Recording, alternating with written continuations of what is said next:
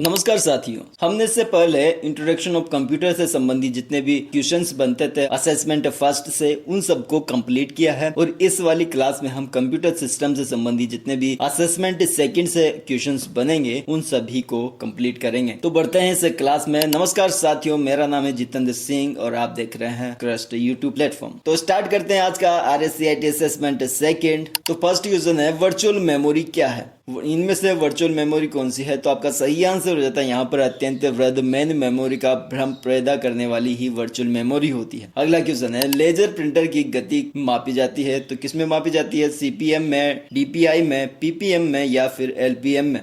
तो आपका सही आंसर हो जाता है यहाँ पर PPM, यानी कि पेज पर मिनट में यहाँ पर लेजर प्रिंटर की गति का मापन किया जाता है। और भी फुल फॉर्म को अपन देख लेते हैं, जैसे कि CPM का होता है कैरेक्टर पर मिनट, DPI का फुल फॉर्म होता है डॉट पर इंच। वहीं पर अगर बात करते हैं अपन PPM का, तो पेज पर मिनट होता है, LPM का लाइन पर मिनट होता है, PPI का पिक्सल पर इंच होता है। तो ये भी सारी मानक इकाइयां हैं जिससे कि हम speed of different type of the printers की डिफरेंट स्पीड को मापते हैं। अगला क्वेश्चन है यहाँ पर डैश एक निश्चित समय अंतराल के बाद में रिफ्रेश करना जरूरी होता है, किसको, डायनेमिक मेमोरी को रिफ्रेश की जरूरत होती है।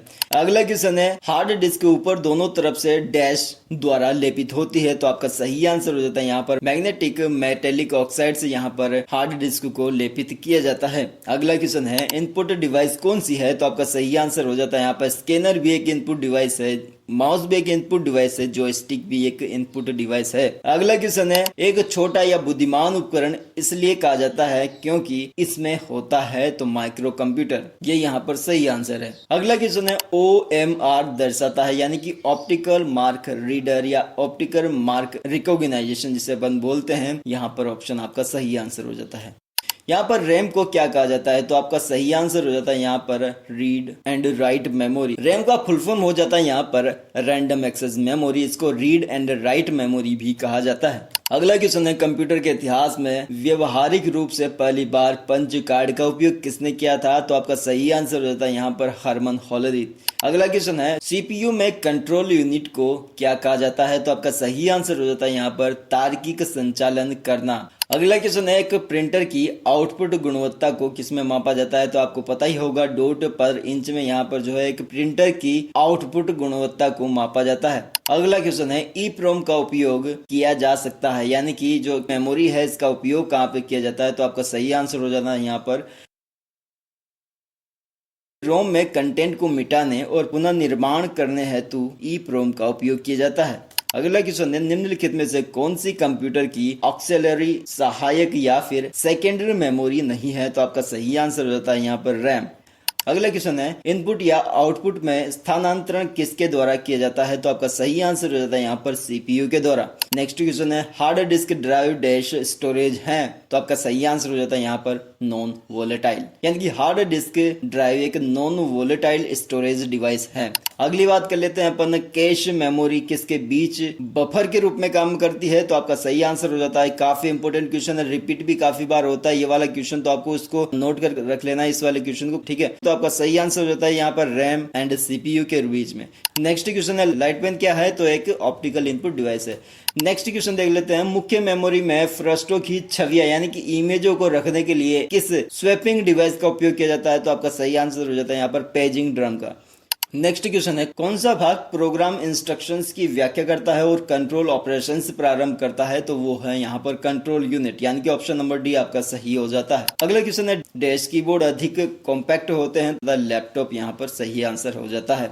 अगला क्वेश्चन है निम्नलिखित में से कौन सा इनपुट डिवाइस का वैध सेट है, तो आपका सही आंसर हो जाता है यहाँ पर स्कैनर MICR टच स्क्रीन, ये यहाँ पर सही आंसर हो जाता है। अगला क्वेश्चन है किसी भी कंप्यूटर का मस्तिष्क क्या कहलाएगा, आपको पता है कि कंप्यूटर का मस्तिष्क कौन सा कहलाता है, तो CPU is the only one thing which is known as the brain of the computer. तो सही आंसर भी क्या होगा, ऑप्शन नंबर सी आपका सही आंसर हो जाता है। नेक्स्ट क्वेश्चन देख लेते हैं कंप्यूटर के ALU द्वारा आने वाले कमांड पर प्रतिक्रिया करता है, क्या करता है भाई साहब, ALU क्या है, अर्थमेटिकल लॉजिकल यूनिट है। कंट्रोल जो सेक्शन होता है वो यहाँ पर इस पर प्रतिक्रिया देता है, यानी कि कंट्रोल यूनिट इस पर जो है वो प्रतिक्रिया देता है। अगला क्वेश्चन है थर्मल लेजर इंकजेट प्रिंटर कौन सा है, तो आपका सही आंसर हो जाता है यहाँ पर एक तरह से नॉन इम्पैक्ट प्रिंटर है ये सारे के सारे। अगला क्वेश्चन है सीपीयू कार्य नहीं करता है। भाई सीपीयू किसके लिए कार्य नहीं करता है? तो डेटा का स्थानांतरण सीपीयू द्वारा नहीं होता है। ये लॉजिकल ऑपरेशंस को करता है, ये अंकगणितीय ऑपरेशंस को करता है, इसका यही काम है। अगला क्वेश्चन है फ्लॉपी डिस्क है। तो फ्लॉपी डिस्क क्या है? एक तरह से ये फास्ट स्टोरेज डिवाइस है, एक तरह से ये फ्लेक्सिबल स्टोरेज डिवाइस भी है, और एक तरह से ये परमानेंट स्टोरेज डिवाइस के रूप में भी फ्लॉपी डिस्क का उपयोग किया जाता है। तो आपका 27वां क्वेश्चन है यहाँ पर माइक्रो प्रोसेसर का उपयोग किस चीज को बनाने के लिए किया जा सकता है? तो आपका यहाँ पर जो सही आंसर हो जाता है वो कंप्यूटर बनाने के लिए भी हो सकता है, डिजिटल सिस्टम बनाने के लिए भी माइक्रो प्रोसेसर का उपयोग हो सकता है। यहीं पर कैलकुलेटर्स का निर्माण करने के लिए भी आपका माइक्रो प्रोसेसर इस्तेमाल में किया जा सकता है। तो यहाँ पर ऑप्शन डी हो जाता है सही। नेक्स्ट क्वेश्चन है कंप्यूटर में फीड किए गए डेटा को क्या कहा जाता है? तो आपका सही आंसर हो जाता है यहाँ पर इनपुट डेटा।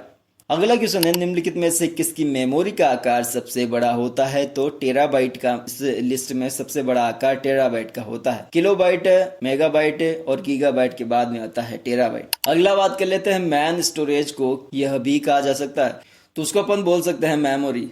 नेक्स्ट क्वेश्चन है निम्नलिखित में से कौन सा ईमेल के लिए एक विशेष प्रोटोकॉल है? तो आपका सही आंसर हो जाता है सिंपल मेल ट्रांसफर प्रोटोकॉल। अब बात कर लेते हैं इसके फुल फॉर्म की। तो सिंपल मेल ट्रांसफर प्रोटोकॉल होता है, एफटीपी का फुल फॉर्म होता है फाइल ट्रांसफर प्रोटोकॉल, टीसीपी का फुल फॉर्म होता है यहाँ पर ट्रांसमिशन कंट्रोल प्रोटोकॉल, आईपी का तो आपको पता ही होगा इंटरनेट प्रोटोकॉल होता है। तो वहीं पर बात कर लेते हैं HTTP hyper text transfer protocol कहलाता है। अगर इसके पीछे एस आए तो उसका मतलब होता है hyper text transfer protocol secure. अब बात कर लेते हैं नेक्स्ट क्वेश्चन की। तो यहाँ पर पूछा गया है कि डैश कितनी बिट्स मिलकर एक बाइट का निर्माण करती है? तो 8 बिट्स मिलकर एक बाइट का निर्माण करती है। अगला क्वेश्चन है इंकजेट क्या है? तो ये एक प्रिंटर है। अगला क्वेश्चन है कौन सी इकाई अस्थायी रूप से डेटा रखती है? तो आपका सही आंसर हो जाता है यहाँ पर प्राइमरी मेमोरी यूनिट यहाँ पर जो है वो अस्थायी रूप से डेटा रखती है। तो इस प्रकार से असेसमेंट सेकंड हमने कंप्लीट किया है। अब बढ़ते हैं नेक्स्ट असेसमेंट की तरफ जो कि है एक्सप्लोरिंग योर कंप्यूटर, यानी कि अपने कंप्यूटर को जानने की कोशिश करेंगे इस असेसमेंट थर्ड में। तो इस प्रकार से हमने असेसमेंट फर्स्ट और असेसमेंट सेकंड को कंप्लीट किया है। अगर आपने पहले को असेसमेंट को नहीं देखा है तो आप इससे पहले की क्लासेस को ले सकते हैं। Thank you for watching the video till the end. मिलते हैं नेक्स्ट वीडियो में, तब तक के लिए जय हिंद जय भारत।